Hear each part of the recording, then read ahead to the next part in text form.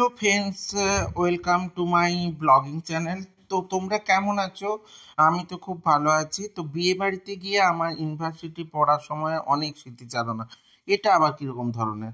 তো এটা তোমাদের অনেকেরই মনে হবে যে আমি কিন্তু ভাগনাকে বিয়ে করার জন্য মেদিনীপুর চলে গেছিলাম। আমি কিন্তু এই বিদ্যাসাগর ইউনিভার্সিটি মানে এই মেদিনীপুরের বিদ্যাসাগর ইউনিভার্সিটিতে পড়াশুনো করেছি। ওই সময় আমি কিন্তু জাজেস কোর্ট রোডের একটা বাড়িতে ভাড়া হিসেবে ছিলাম।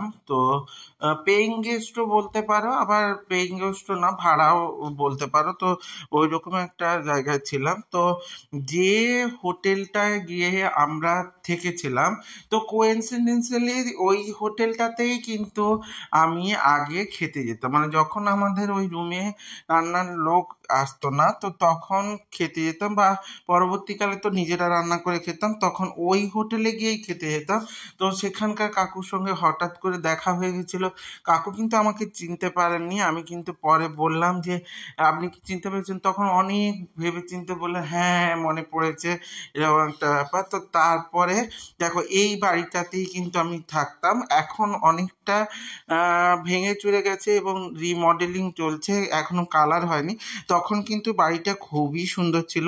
এরকম স্মৃতিচারণার জন্য প্রথম আমার কিনা একটা নতুন ধরনের এক্সাইটমেন্ট হয়েছিল, কারণ এরকম জায়গায় গিয়ে আমি থাকবো এটা ভাবিনি। এবং এর পাশে হচ্ছে মায়ের মন্দির, শান্তময়ী মায়ের মন্দির। তো যেই মন্দিরে আমরা শনি মঙ্গলবার করে যেতাম, গিয়ে বসতাম, এবং আমার খুবই মন প্রসন্ন হতো। আর আমি তো একটু ঠাকুর দেবতা বেশি পছন্দ করি, তো সেখানে আমার খুবই ভালো লাগতো। তো মার সঙ্গে একবার দেখা করে এলাম। তো আমার সঙ্গে এইভাবে জুড়ে থাকতে এবং আমার ভিডিওগুলোকে সাপোর্ট করতে অবশ্যই লাইক কমেন্ট শেয়ার করে দিতে হবে।